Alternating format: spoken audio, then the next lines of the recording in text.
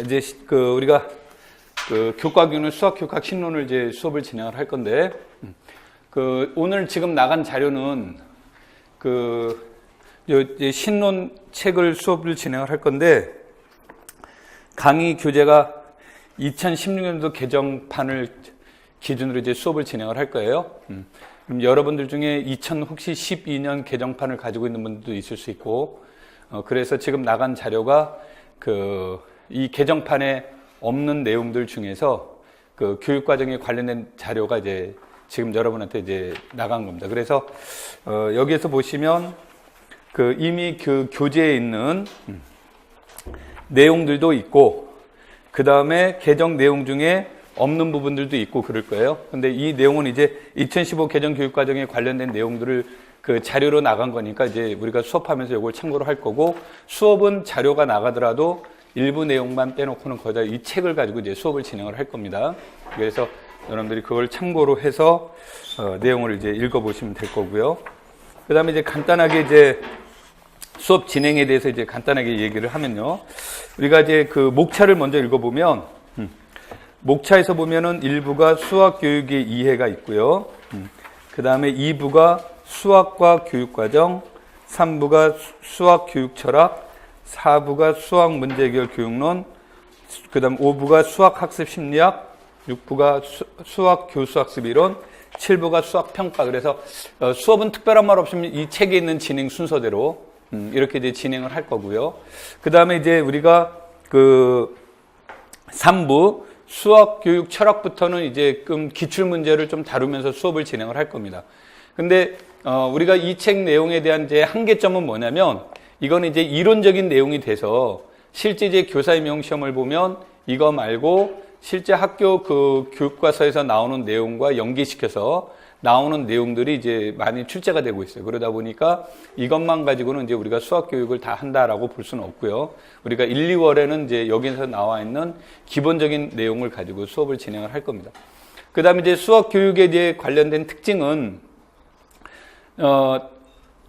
항상 수학 교육이라고 하는 것은 물론 교육 과정이 굉장히 중요합니다만, 작년에 시험 문제 나왔던 것은 유난히 교육 과정이 많이 나왔어요. 그러니까 교육 과정은 매년 한 문제는 나온다, 최소 한 문제는 나온다고 생각하시면 되는데, 작년에는 비교적 많이 나왔어요. 그러니까 작년에는 비교적 많이 나온 이유를 이제 근거가 어디에 있을까라고 본다면, 이게 이제 2015 개정 교육 과정이 실제로 학교 현장에서 적용되는 것이 2018년도부터가 적용되기 시작하기 때문에, 이제 그러한 측면에서 예년에 비해서 교육 과정이라는 것이 조금 더 많이 출제됐다, 이렇게 이제 추정할 수가 있고요. 그 다음에 매년 시험이 나오게 되면 교육 과정이 바뀔 때마다 교육 과정이 바뀌는 해라든지 또는 교육 과정이 적용되는 전년도라든지 실제로 이런 경우에는 다른 해에 비해서 시험 문제가 조금 더 출제가 더 많이 되는 경향이 있었어요. 그래서 내년에는 이제 여러분들이 시험 볼 해에는 올해만큼 교육과정이 많이 나올 거다, 이렇게 이제 추정하지는 않습니다만, 여하튼 교육과정은 매년 한 문제 이상 나올 거다라고 이제 보시고 그걸 참고를 해서 여러분들이 공부를 하시면 돼요. 무슨 말인지 이해 되겠죠? 자, 그 다음에 이제 여기에서 나와 있는 내용들 중에서는 학문의 성격, 이런 내용들은 이제 여기서 조금 건너뛰고요. 우리가 이제 수업은 2장에 보시면 수학 교육의 필요성과 목적, 그래서 2016년도 개정판을 기준으로 본다면 37페이지요. 37페이지 내용부터 이제 수업을 진행하도록 하겠습니다.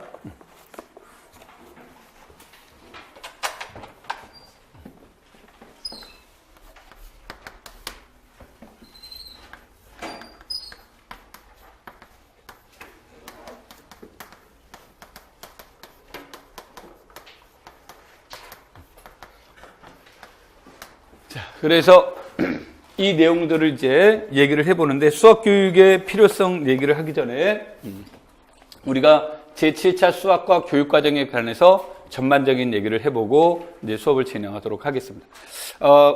이제 수학과는 지금도 여전히 제7차 수학과 교육과정입니다. 물론 이제 2007, 2009, 그 다음 2015 이렇게 물론 개정은 되고 있는데, 교육과정의 근본 철학은 변화된 것은 아니라는 얘기입니다. 부분적인 수정이 이제 이루어져 있습니다만. 그래서 맨 처음에 제7차 수학과 교육과정에 대한 특징 중에 이제 우리가 크게 둘로 놓는데, 하나는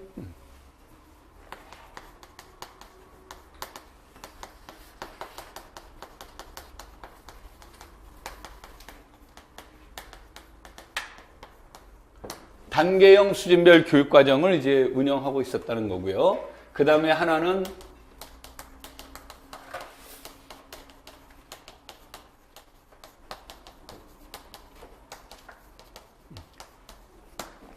학습자 중심의 교육과정이라는 얘기예요. 혹시 여러분들이 이제 단계형 수준별 단계형 때 이제 그 학교를 다녔을 가능성이 이제 높은데요. 이제 이 단계형이라는 말은 여러 가지 이제 문제가 제시되면서 이것이 이제 2007 개정교육과정 이런 데서 이제 삭제되고 없습니다. 그러니까 현재는 단계형 수준별 교육과정은 아닙니다.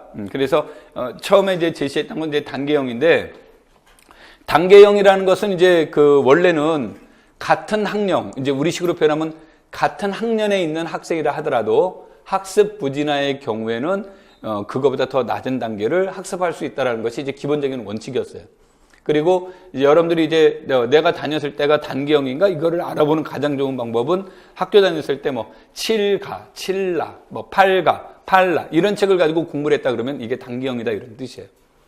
그래서 이때 이제 이런 것들은 여러 가지 부작용들도 있고 단계형이 갖는 부정적인 의미들도 있고, 그래서 이제 이런 단계형이 이제 삭제가 되고 있는 거고, 지금 이제 우리가 수준별 교육을 이제 권장하고 있죠. 근데 이제 수준별 교육을 하려다 보니까 이 수준별 교육에 맞는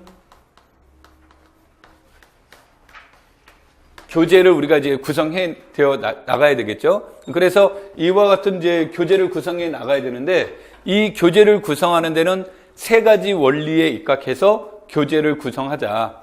그래서 세 가지 이제 원리라는 것은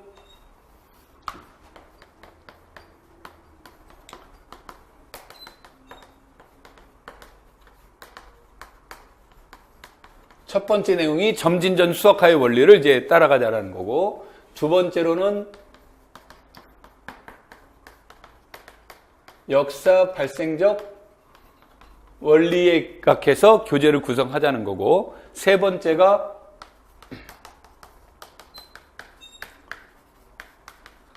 구성주의 원리에 의해서 입각하자인데, 이제 처음에 이 자료를 이제 제공한 데는 교육과정 평가원이 아니고 교육 개발원에서 이것을 이제 제시했던 내용인데, 이때 그 당시에 그 구성주의라는 말을 쓰면서 이제 무슨 말을 이제 거기다가 덧붙였냐면, 구성주의 원리지만 내부적으로 본다면 사회적 구성주의로 볼 수 있다 이런 말이 이제 나와요. 그래서 이제 겉에 드러난 건 구성주의 원리지만 내용적으로 본다면 이것을 우리가 무엇으로 볼 수 있냐면 사회적 구성주의에 입각하고 있더라 이런 내용이 되죠. 그래서 여러분들한테 이제 우리가 이런 것들을 알아야 되는 가장 큰 이유 중에 하나는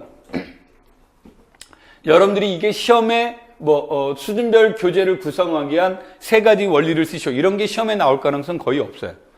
이런 것들이 이제 나올 가능성은 없음에도 불구하고 알아야 되는 것은 뭐냐면 기본적인 철학을 어디에다 두고 있느냐 이런 거죠. 그러면 자연스럽게 관련된 시험 문제들도 뭐에 대해서 나오겠어요. 이런 것과 연계시켜서 나오는데, 요거를 갖다가 조금 우리가 다시 살펴보면 점진전 수학화의 원리, 역사 발생적 원리는 누구의 이론을 따르고 있다라고 보는 거냐면 프로이덴탈의 이론을 이제 따르고 있다라고 보는 거고요. 그 다음에 구성주의, 사회적 구성주의의 원리를 이제 우리가 볼 수 있는데, 이렇게 놓고 봐서 최근에 이제 임용시험은 어떤 문제들이 나왔나라고 봤더니 주로 여기와 연계시켜서 이제 출제되고 있다라는 것을 이제 알 수 있다라는 것이 됩니다. 그래서 여러분들이 이제 공부하실 때 뒤에서 나오겠지만 기본적으로 이런 원리에 입각해서 여러분들이 책을 보시면 이제 많은 이제 도움이 될 수 있다가 되는 거고요. 그 다음에 이제 이게 이제 첫 번째 여러분들이 공부하시는 관점이라고 본다면, 두 번째 관점에서 이제 그 얘기를 이제 우리가 볼 수 있는 것은 어떤 것들에 대한 이제 내용을 들 수 있냐면, 우리가 그 교육과정이 넘어오면서, 수학과 교육과정이 넘어오면서, 이 사람들이 가지고 있는 기본적인 그 철학은 이제 어디에 이제 두고 있는가. 이제 이런 것들도 이제 볼 수 있고요. 또 하나는 여기에서 얘기되는 것이 학습자 중심의 교육과정을 이제 운영하고 있다라는 말을 이제 얘기가 되는데, 이제 여기서 학습자 중심이라는 말은 반대말은 교사 중심이라는 뜻이 아니고요.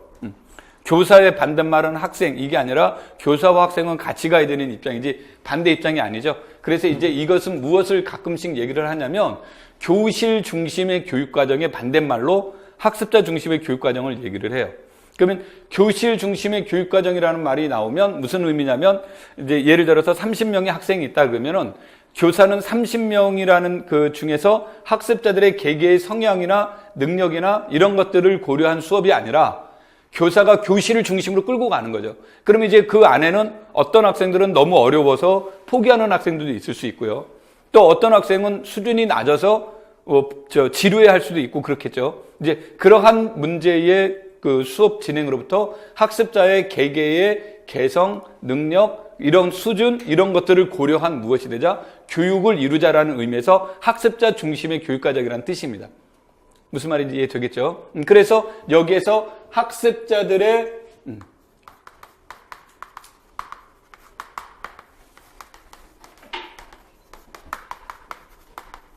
개별화, 차별화 교육이 이제 여기에서 제시가 되는 겁니다. 여기서 이제 우리가 말하는 차별화, 이것은 뭐 나쁜 의미에서 이렇게 차별화라는 뜻이 아니고요. 아까도 얘기했듯이 학생들의 진로, 흥미, 그 다음에 학생들의 수준, 이런 것들을 고려해서 그런 것에 맞는 적절한 교육을 이룩하도록 하자라는 것이 기본 철학이라는 얘기가 됩니다.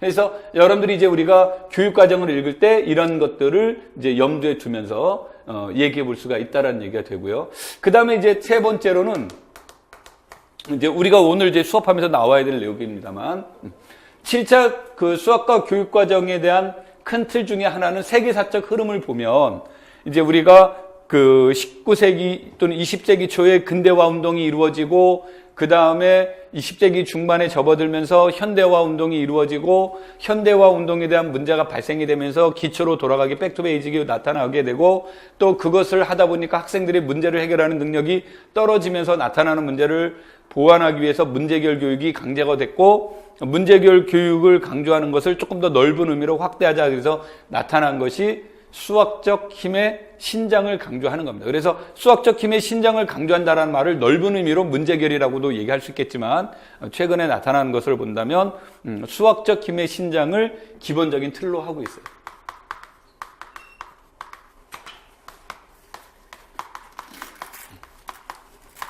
그래서 수학적 힘의 그 힘을 신장시키자라는 입장이 주어지는데, 우리가 여기서 그러면 수학적 힘이라는 것은 무엇이냐, 어떤 것들로 이제 구성되어 있느냐 그랬을 때 보편적으로 이제 5가지를 얘기를 합니다. 그래서 우리가 이 5가지를 얘기를 한 것 중에 하나가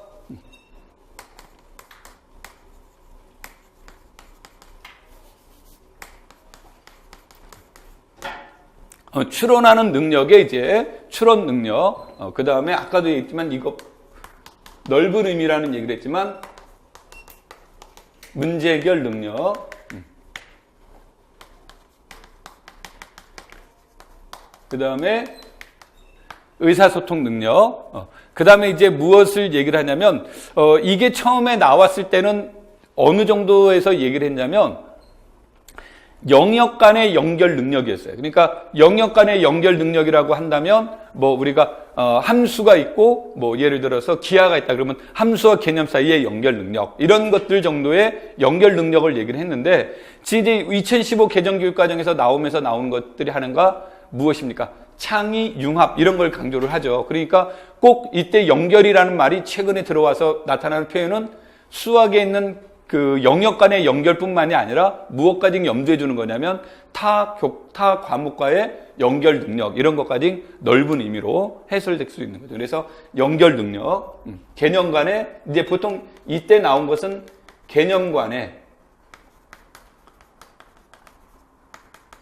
또는 영역 간의 연결 능력이다 이렇게 표현이 됐는데 우리는 아까도 있지만 조금 더 넓게 해석을 하면 과목 간의 타 과목과의 연계성 이런 것들을 연결하는 능력을 이제 얘기를 하는 거고 그 다음에 이제 마지막으로 늘 강조하는 것 중에 하나가 뭐예요?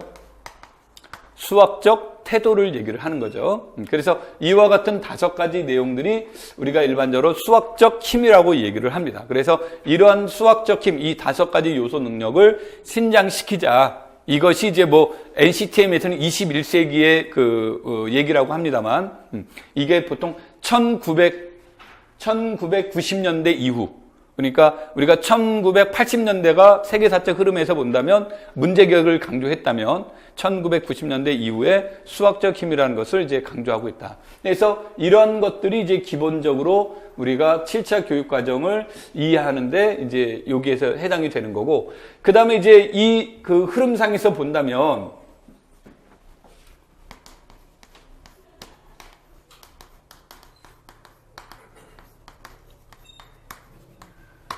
현대화 운동인데 이제 이게 교육과정과 연계시킬 때 현대화 운동이 굉장히 중요하고 교사 임용 시험에서 내가 뭐 이게 몇 문제가 나온지 세워보지는 않았습니다만 교육과정의 문제만 놓고 본다면 지금까지 교사 임용 시험에서 가장 많이 나온 문제가 3차 교육과정 문제가 제일 많이 나왔어요. 지금이 7차 교육과정이고 뭐 계속 개정되고 있음에도 불구하고 우리가 이제 3차 교육과정을 의식해야 되는 것 중에 하나가 이제 현대화 운동이 뭐 우리나라 교육과정을 본다면 계속 개선되고 있지만 3차, 4차, 5차 이런 데까지 굉장히 많은 영향을 미치고 있었고요. 또 하나는 현대화 운동이 일어나면서 비로소 강조되고 시작한 것들 중에 하나가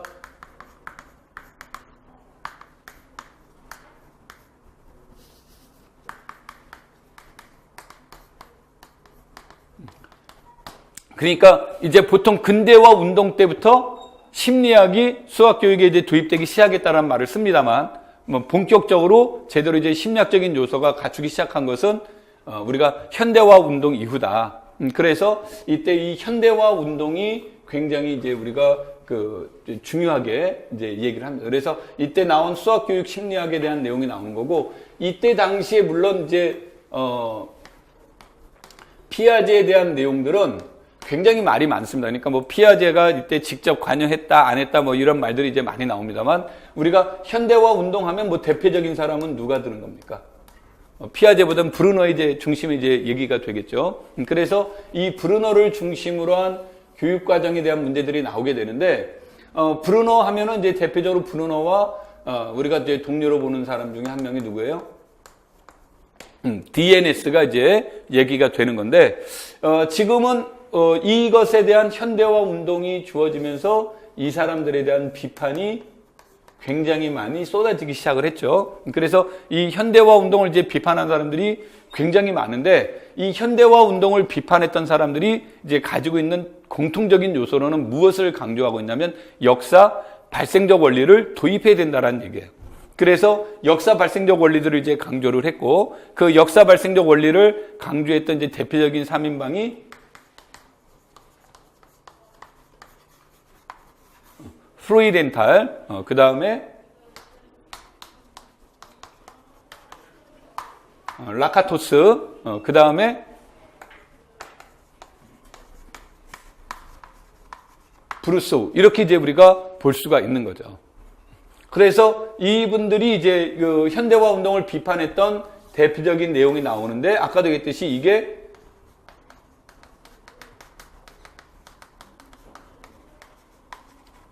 이 사람들이 이제 공통점은 어떤 개념을 도입하는데 역사적 발생적 과정을 강조하는 거죠. 강조하는데 아마 여러분들한테는 라카토스 그러면은 중경험주의, 이게 이제 그 대표적으로 이제 얘기가 되겠죠.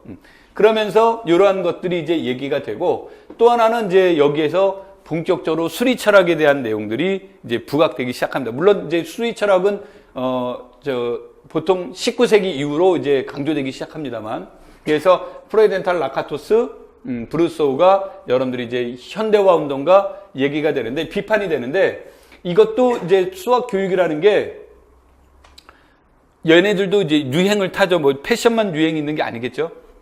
그래서 이제 이것들이 이제 유행을 타면서 과거에는 이제 무엇들이 강조가 됐냐면 현대화 운동을 지나치게 비판만 하다 보니까 이 사람들이 부각이 됐는데, 최근에 우리가 이제 수학 교육 심리학이라는 말이, 심리학이 주로 뭐죠? 수학 교육 심리학에서 주로 하는 일이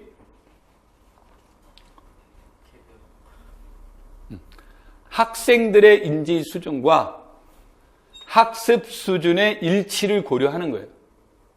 그래서 학생들의 인지 수준에 맞게 어떻게 교수 학습해야 될까를 관심을 갖는 게 수학교육 심리학이에요. 그런데 이제 이런 것들을 하다 보니까 우리가 이제 아까도 얘기했듯이 이런 원리에 맞춰서 가야 되는 건 맞는데, 우리가 중학생들을 딱 봤더니 피아제 인지발달 이론에 의하면 중학생들이 구체적 조작 단계에서 형식적 조작 단계로 이양하는 과정에 있다라고 보는 거예요. 그런데 이 과정에 있는 아이들에게 역사 발생적 원리만으로 딱 지도를 하려다 보니까 역사적인 영역에 따라 역사적 발생 내용들이 달라질 수 있겠죠. 그러다 보니까 거기에서 여러 가지 문제들이 발생되더라.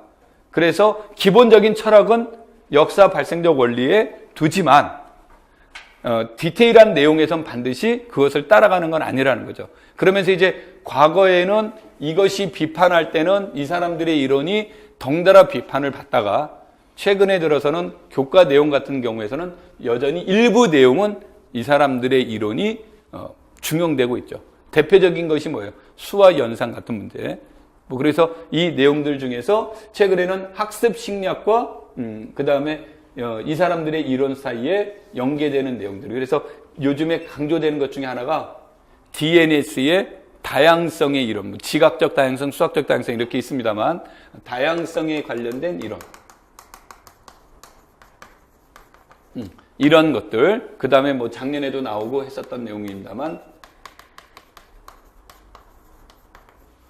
구성의 원리, 이런 것들이 이제 뭐가 되냐면 부각이 돼서 DNS가 최근 교사 임용 시험에서 굉장히 많이 나오고 있어요.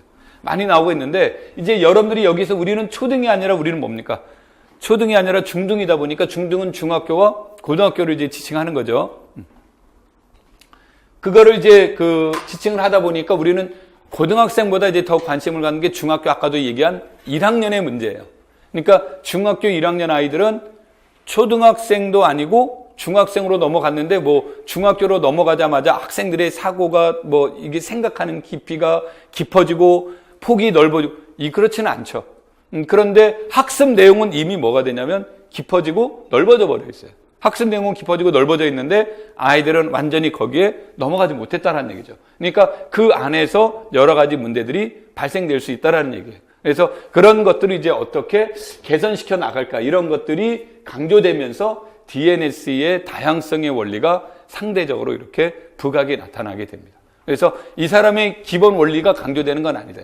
자, 그래서 여러분들이 여기서 공부할 때 참 그림이 여기가 모호합니다만, 요 그림이 모호합니다만 1학년은 피아제의 이론에 의하면 얘네들은 2학기에 있다.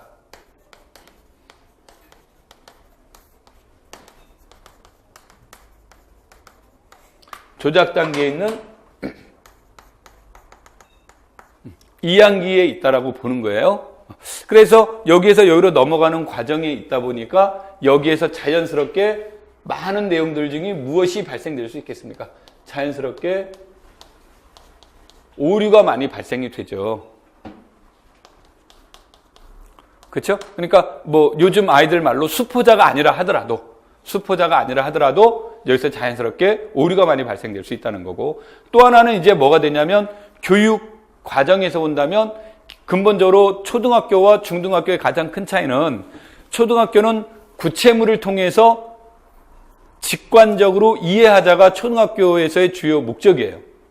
근데 고등학교로 넘어가면서 중등학교에서 뭐가 되냐면 논리적이고 형식적인 이해를 하자야. 근데 여기에 있는 애들이 갑자기 직관적 사고에서 논리적 형식적 사고로 넘어가는 건 뭐가 돼요? 굉장히 어려움이 따르겠죠. 그래서 여기에서 이제 오류 문제들이 이제 많이 발생이 되고, 두 번째로는 방금 얘기한 이유들 때문에 교과서의 구성도 달라지겠죠. 그러면서 아이들에게 여기에서 어떤 문제가 많이 발생될 수 있습니까? 생소한 표현이 많이 발생될 수 있겠죠. 그래서 이제 이것 때문에 우리가 대표적으로 이제 교과서에 이제 이것 때문에 발생된 가장 대표적인 것이 집합이죠, 집합. 그래서 7차 교육과정 초창기에는 집합이 언제부터 다뤘냐면 중학교 1학년 때 다루었다가 2009 개정교육과정부터는 집합이 고등학교로 어떻게 됐습니까? 완전히 이제 중학교에서는 배우지 않고 고등학교로 넘어가는 과정이 됐는데 이때 이제 집합에서 나오는 여러 가지 기호들이 처음 나오는 기호가 많죠. 이런 기호도 처음 나오고 이런 기호도 나오고 이런 것도 나오고 이런 것도 나오고 이런 것도 나오고 그 다음에 기호들이 굉장히 많은 기호들이 이제 발생이 되는데 학생들이 상당히 어려워하는 문제들이 제시가 됐다라는 거예요. 피아제의 인지발달의 이론에 의하면 구체적 조작 단계에 있는 아이들이 집합에 대한 직관적 사고는 해줄 수 있는데 여러 가지 문제들이 발생되다 보니까 그런 것들이 이제 중학교에 있던 내용이 고등학교로 넘어가는 이제 그런 상황이 벌어졌지만 그럼에도 불구하고 여전히 문자가 본격적으로 중학교에서 문자가 본격적으로 도입되는 건 언제부터예요? 초등학교가 아니라 중학교부터 이제 도입이 되죠. 그래서 이제 그러한 생소함 이런 것으로부터 나타난 여러 가지 이제 문제들이 있다라는 거예요. 그래서 이런 문제들을 어떻게 이제 개선시켜 나갈 것이냐라는 문제. 그래서 여기에서 이제 교수 방법, 그 다음에 학습 방법, 그 다음에 이런 것들을 어떻게 개선해 나갈 것이냐의 문제인데 지금까지 교사 임용 시험에서는 어떻게 개선시켜 나갈 거예요? 라고 물어본 적은 거의 없어요. 그러니까 이제 왜냐하면 개선시켜 나가는 것은 교사의 철학에 따라 어떻게 될 수 있습니까? 달라질 수 있고 여기에서는 이 방법이 최고의 방법이다라는 어떤 검증된 게 없어요.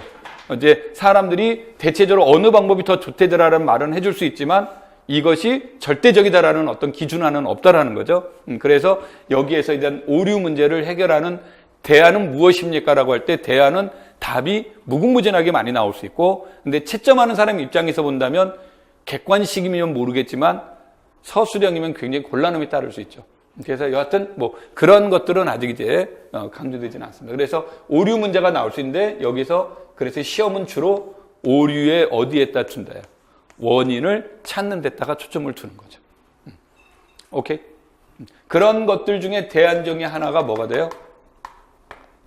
이제 대안 중에 하나가 브루소에 대한 이론이죠. 그래서 극단적인 교수학적 현상을 가지고 이제 논의하는 경우 이런 것들이 우리가 이제 주로 이룬다라는 얘기가 됩니다. 물론 지금 내가 설명한 것 중에는 철학적인 부분들을 이제 강조하지 않았습니다만 이런 것들이 이제 우리가 수학 교육을 공부하는데 핵심적인 내용으로 자리 잡아야 되겠고요.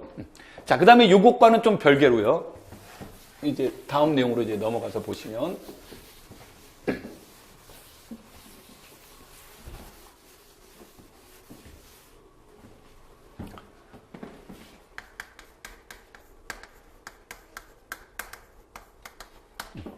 수리 철학의 입장으로 이제 접근을 해보면 그 수학 교육 심리학과 수리 철학의 가장 큰 차이는 이거예요. 수학 교육 심리학은 무엇에 주로 관심을 갖냐면 how예요. 어떻게 가르칠 것이냐, 학생들의 인지 수준에 맞게 이것이 이제 주요 관심사라고 한다면 수리 철학은 why예요.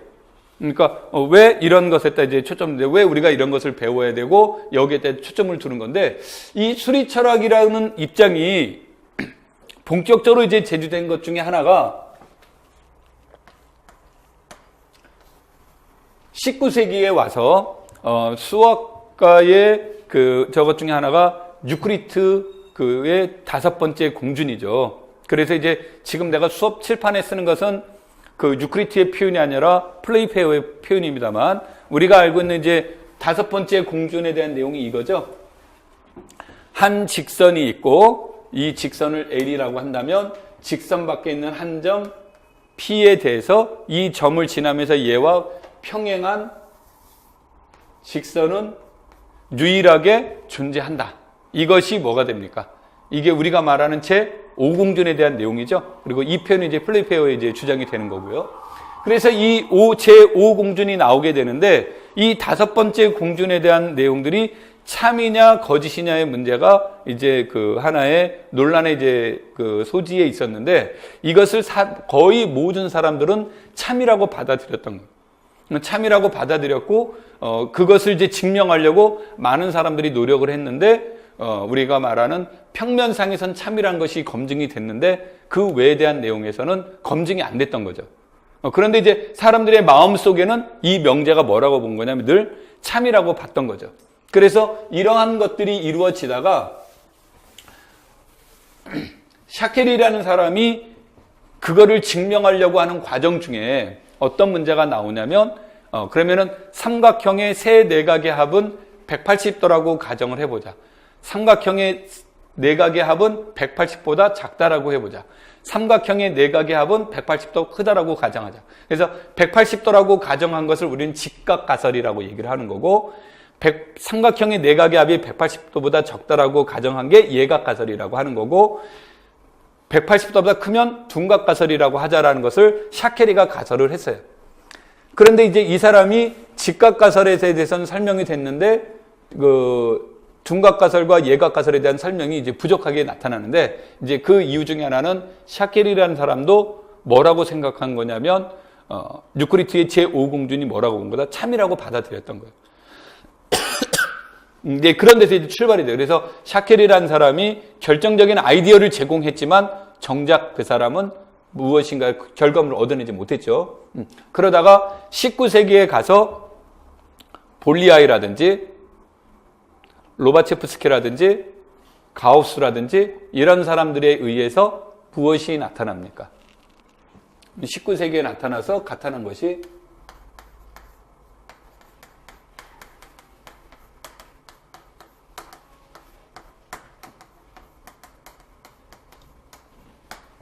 비유크리트 기하가 탄생이 됩니다. 이거는 이제 굉장히 충격이죠, 충격. 왜 그러냐면 수학자들이 이거는 믿습니다 그러고 갔었는데 뭐가 되는 거예요? 수천 년 동안 참이라고 믿었던 내용이 거짓이 돼버린 거죠. 그러니까 수학계에서는 굉장한 충격 속에 빠져들게 되는데, 아까도 얘기했듯이 여기에서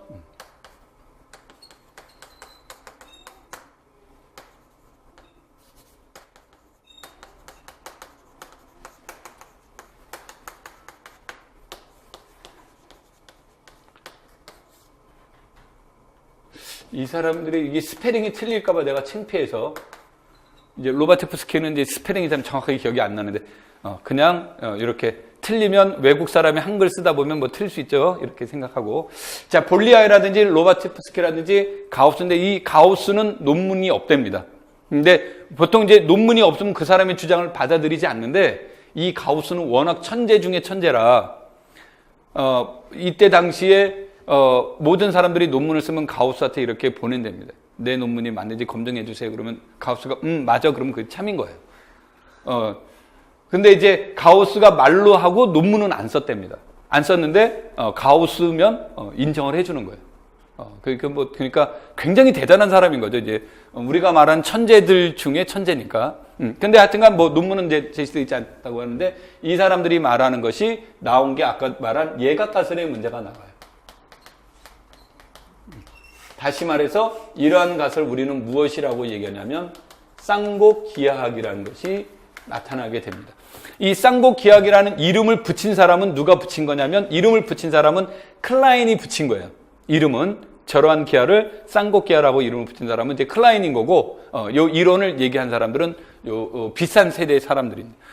근데 이제 이 기본적인 간단한 아이디어만 얘기를 하면 요런 거죠.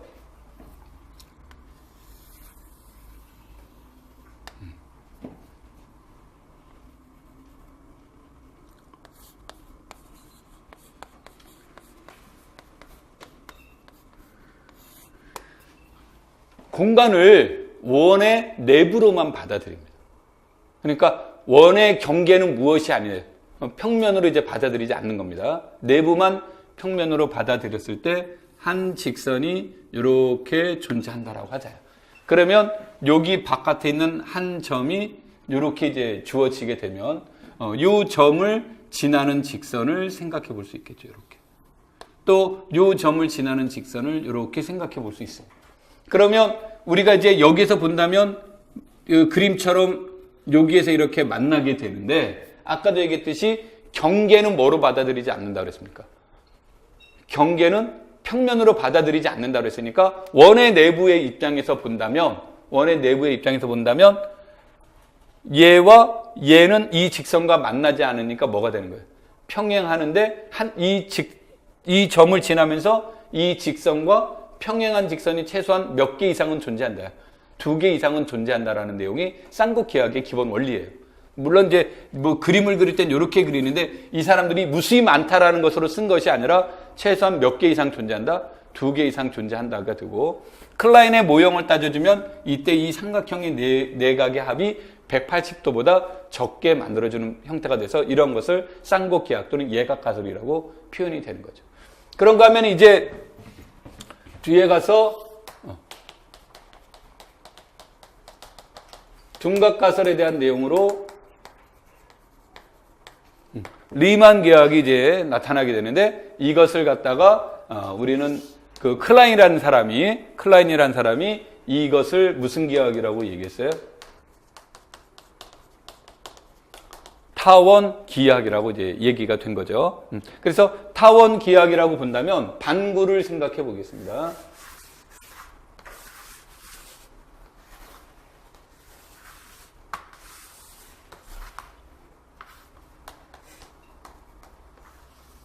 반구를 생각을 해보고, 이 사람은 이제 이 대표적으로 무엇을 인정한 거냐면 경계는 인정한 거예요.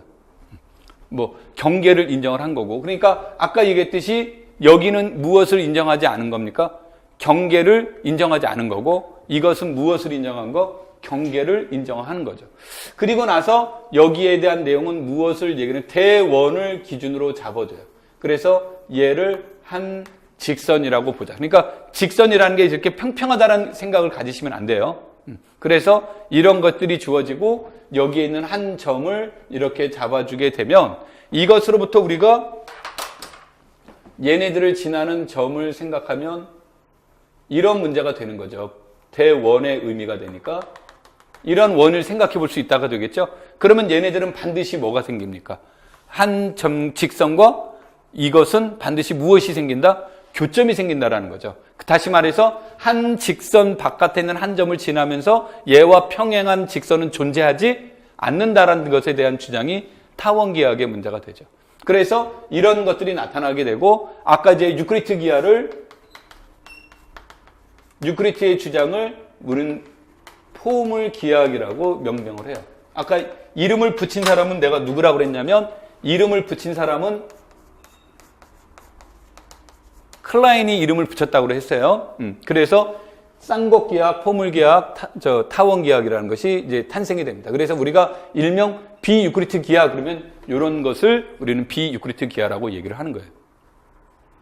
되겠죠? 이게 이제 우리가 말하는 몇 세기에 나온 19세기에 이런 비유크리트 기하가 탄생이 됩니다. 탄생이 되면서 아까 얘기했던 것처럼 수학자들이 뭐에 빠지는 거예요? 마찬가지로 이 사람들이 기본적인 철학이 멘붕에 빠지는 거죠. 그러면서 이때부터 수리 철학이 본격적으로 발생되기 시작합니다. 그러니까 그전에는 없었던 건 아니지만 본격화되기 시작한 것이 19세기예요.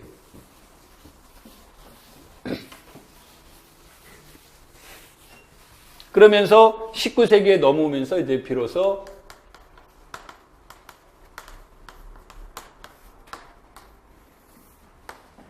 이렇게 그림을 그리면 복잡하니까 하면서 이제 무엇에 대한 내용을 나오는 거냐면, 이 비유크리트 기하를 인정하려고 하는 측면과 비유크리트 기하를 인정하려 하지 않는 것이 이제 발생이 되는 거죠. 그래서 이거를 인정하려 하지 않는 사람들은 무슨 입장에서 본 거냐면, 이것은 최초의 가설, 명제 또는 전제 조건 이런 것들에 문제가 있었던 것이지 유크리트의 이론 자체에 문제가 있는 건 아니다. 그래서 우리가 기본적으로 알아야 될 건 뭐였냐면, 수학자들이 생각했던 것은 지구상에서 신과 대화를 나눌 수 있는 학문은 딱 2가지가 있다. 하나는 종교고 다른 하나는 수학밖에 없다. 그래서 지구상에 존재하는 진리란 종교와 수학만이 진리다. 그리고 과학 기타는 뭐다? 절대 진리란 없다라는 입장이었어요. 근데 이 사람들 입장에서는 이 진리가 무너진 거니까 어떻게 됩니까? 그냥 충격도 보통 충격이 아닌 거죠. 그래서 이때 당시에 이제 이 사람들 중에 하나는 이런 것들에 대한 전제, 이런 가설, 이런 것들에 대한 문제점들을 제시를 하면서 여전히 수학은 진리다라고 주장하는 파와 이제 파라 우리가 진리라고 했던 것이 잘못되지 않았느냐라고 해서 진리를 인정하려 하지 않는 파 두 가지로 나눌 수 있겠죠. 그래서 이거를 우리는 이제 뭐로 볼 수 있습니까?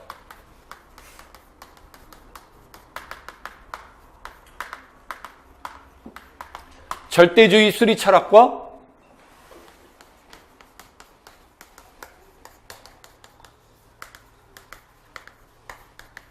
오류주의 수리 철학이 이제 이렇게 배경으로 분리되기 시작하는 겁니다.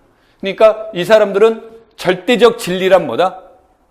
절대주의 수리 철학은 절대적 진리란 존재하는 것이다라는 입장이고, 그래서 그래서 이제 우리가 증명한다라는 것은 봐라, 이건 절대적으로 참이라는 것을 정당성을 부여하는 데다가 초점을 두는 겁니다. 그런가 하면 우리가 이제 얘기하는 것 중에 하나, 조금 전에 얘기한 것처럼 우리가 절대적 진리라고 믿었던 것들에 대한 문제가 발생되어 해서 수학은 절대적 진리란 존재하지 않는 오류주의 수리 철학이 얘기가 되는 거죠. 그래서 이 오류주의 수리 철학이 이제 얘기가 되고, 여기에서 얘기하는 대표적인 것이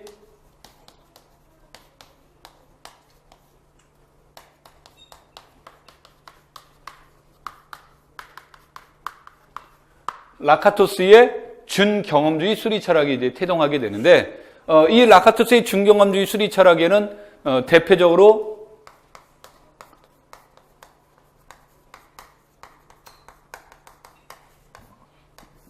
포포의 오류주의와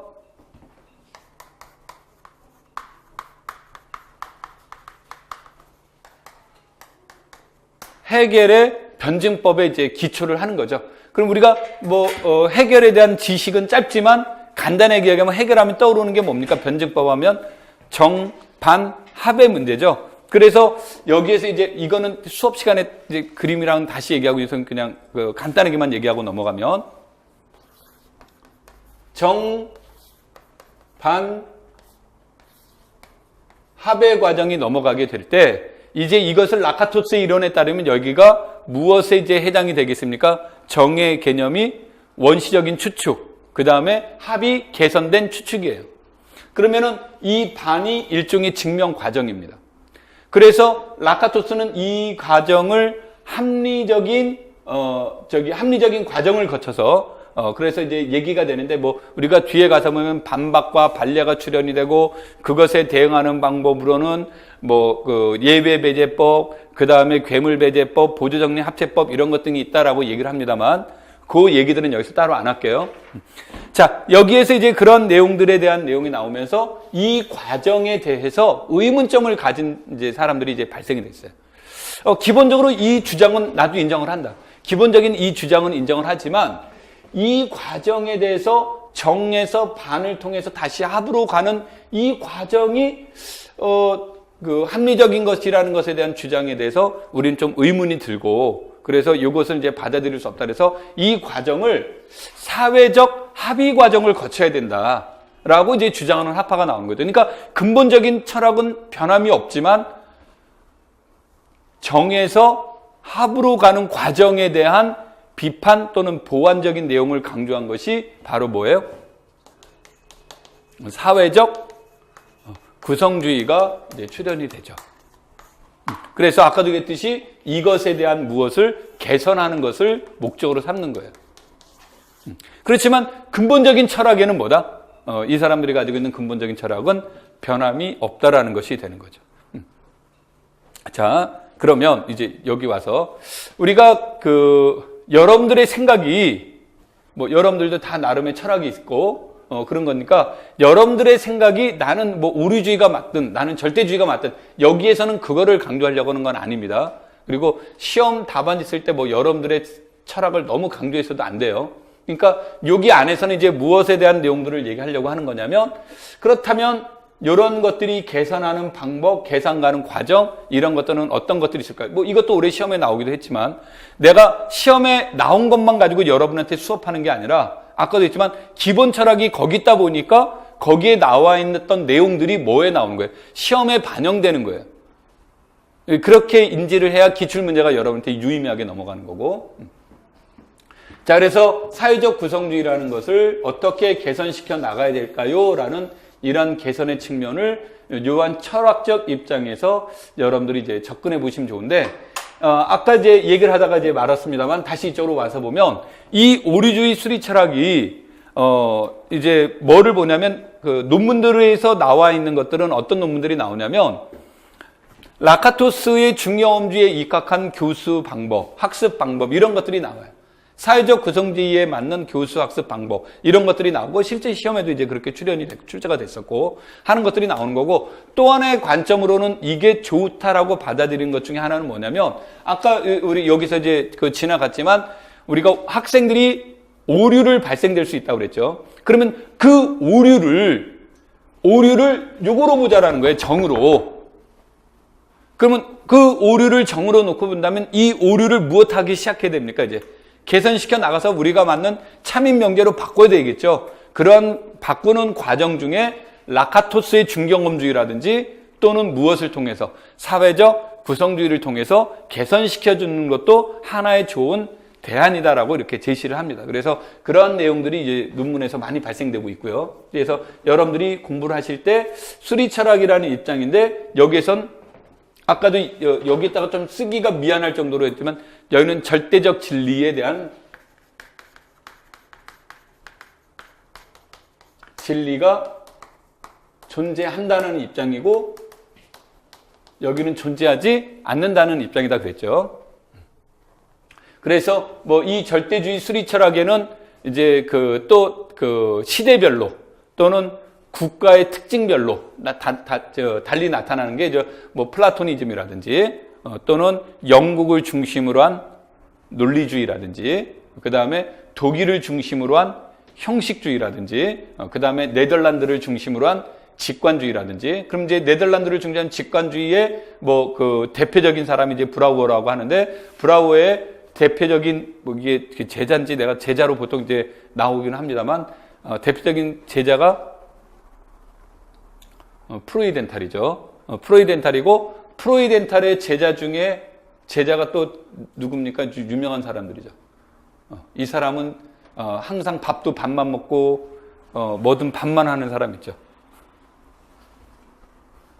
이 개그가 안 통하죠 지금. 바닐레 들어봤죠? 바닐레 들어봤어? 안 들어봤어요? 이제 프로이덴탈의 대표적인 제자가 이제 또 바닐레입니다. 근데 이제 책마다 바닐레라고도 나오고 바닐레스라고도 나오는데 왜냐면 부부예요. 부부는 뭐 외국 애들은 그 남편 성 따라가니까 그래서 뭐 이제 바닐레 또는 바닐레스 이렇게 나옵니다만 그냥 나는 수업할 때 바닐레라고 얘기하겠습니다. 그래서 이런 데들이 이제 직관주의에 대한 내용들이 이제 나오는 거고 그런 것들이 이제 여기가 나오는 거죠. 그런 것들이 제시가 되는 내용들인데 여기서는 아까도 했지만 절대적 진리에 대한 내용이 나오고 그러다 보니까 여기에서 가장 나오는 것들 중에 하나가 증명관이에요. 그러면 우리가 보통 전공 공부할 때 증명 왜 합니까? 그냥 책에 증명 나오니까 증명합니까? 이제 증명의 이제 가장 큰 이유는 정당성을 부여해 주는 거죠. 그래서 이 명제가 참이라는 정당성을 부여하는 거예요. 그래서 여기에서는 정당화의 수단으로 이용이 돼요.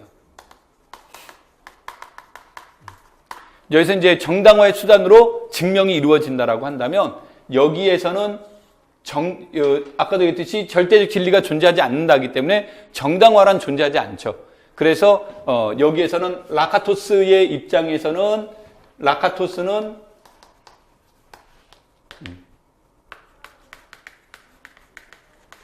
증명을 발견의 수단으로 이제 사용이 되고 그 다음에 사회적 구성주의는 이 증명을 합의 과정으로 보는 겁니다. 그래서 이 사람들은 이해 또는 확신의 수단으로 증명이 이제 이용이 됩니다. 그러니까 이게 그 사람들의 기본적인 철학에 따라서 내용들이 다 뭐가 되겠어요? 이제 달라지는 거죠. 그래서 여러분들 이제 교과 경론을 보실 때 얘네들을 이제 이런 것들을 살펴보는 거고 이제 우리가 이게 과거의 시험 문제는 내가 뭐 얼마 안 했습니다만 이렇게 오리엔테이션 쭉 한 정도만 알아도 굉장히 있고, 내가 뭐 이런 꼭 내가 늙은 사람 같아가지고 아직 젊습니다. 이런 것들이 보면 예전에는 뭐가 되냐면 학교 다닐 때 피아제만 알아도 진짜 대단한 사람이에요. 뭐 브루노 나는 이런 사람들을 언제 처음 알았었냐면, 나도 수학교과학과를 졸업을 했는데 언제 처음 학원 강의하느라고 알았어요. 대학 다닐 땐 들어본 적도 없어요. 분명히 수업 들었는데 수업 시간에 들어본 적이 없어요. 물론 그 전부터 있던 사람인데, 이 말을 하는 것은 뭐냐면 예전에 가르쳤던 교수님들도 잘 몰랐고, 교수님들이 잘 모르니까 책도 이제 제대로 안 나왔고, 그러니까 수학 교육론에 관련된 책이 제대로 되기 시작한 건, 우리가 이제 우정호 선생님을 굉장히 비판하지만 그 책이 어렵다고, 학문적인 비판이 아니에요. 내가 뭐 학문적 비판할 능력도 없고요. 근데 우정호 선생님이 이제 책들이 어렵다 보니까, 뭐 우정호 선생님 많지만 그분이 이제 책 쓰고 하면서 이게 세상에 와 이런 책도 있구나 이제 뭐 감동하기 시작한 거죠. 그전에는 이제 그런 것도 모르는 거죠. 그래서 그러던 이제 시절에 있었을 때는 이런 것만 알아도 대단했기 때문에 교사 임용 시험에 이런 문제가 나왔을 때 누굴까요? 그럼 폴리아요. 그럼 맞습니다 하고 나오는 거예요. 폴리아의 인지 발달 단계 중 몇 단계에 해당될까요? 이게 이제 시험에 나왔다는 겁니다. 다음 성질은 피아제의 그 단계 중에서 어떤 단계, 그러니까 전조작 단계냐, 구체적 조작 단계냐, 형적, 이것만 알아도 이제 답이 되는 거예요. 그런데 이게 그러던 시절이 이제 책이 나오고 시작하고 뭐 하면서 이제 하나씩 이론적인 접근으로 간다면, 최근의 시험 문제는 뭐가 되냐면 이론을 물어보는 건 2점짜리 왜 이렇게 안 물어본다는 거죠. 그럼 전부 다 나머지 내용들은 현재 학교 현장과 연계시켜서 나온다는 거죠. 그래서 아까도 얘기했듯이 이 내용을 안 할 수는 없죠. 왜냐하면 이거를 공부를 안 하면 이제 그 교과서에서 나와 있는 지도서 이론과 연계가 안 돼요. 기본적으로. 그러니까 기본적으로 얘가 점수가 높고 낮음의 문제가 아니기 때문에, 그래서 이것을 기초로 해서 교과서와 어떻게 연계되어 있는지 이런 것들을 알아보는 게 핵심 내용이 되는 겁니다. 그 다음에 이제 또 하나는 아까도 얘기했듯이 시험 문제 제일 많이 나온 교육과정은 내가 뭐라고 그랬습니까? 몇 차 교육과정이라고 그랬습니까? 우리나라 입장에서 보면 3차 교육과정, 현대화 운동이 교사 임용 시험에서 가장 많이 나온다고 그랬는데, 책에서 뭐라고 했든 간에 오늘날에 대한민국의 외국 사례는 내가 잘 모르겠습니다. 대한민국의 교과서의 틀, 교육과정의 틀, 이거를 잡히기 시작한 거는 현대화 운동 이후로 보는 거예요.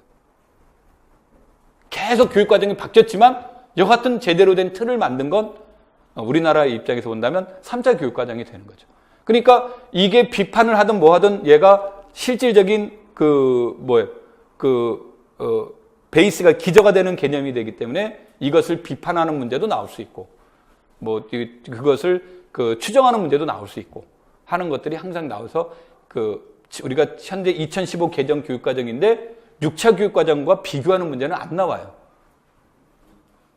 비교하는 문제가 나온다면 무엇과 오히려 연계성이 있냐면, 아까도 말한 현대화와 비교하는 문제가 더 강조될 수 있습니다. 그래서 여러분들이 현대화에 대한 특징들은 중요하게 이해를 하고 계셔야 되고, 근대화 운동은 시험에 출제가 됐었습니다만 근대화 운동은 일반적으로 좀 실패했다고 보는 경향이 많았고, 그 다음에 이렇게 이제 세상에 빛을 내자마자 1차 세계대전이 벌어지면서 그냥 바로 꼬랑지를 내린 이제 그런 이론이 돼서 상대적으로 이제 강조되지는 않습니다. 그러니까 근대화이기 때문에 오늘날에 이제 기초를 만든 건 맞지만 상대적으로 이제 약화되고, 그래서 여러분들이 책을 보실 때 그런 거를 염두에 두면서 읽어보면 도움이 된다, 이런 뜻이에요. 오케이? 자, 좀만 쉬었다가 본격적으로 들어가죠.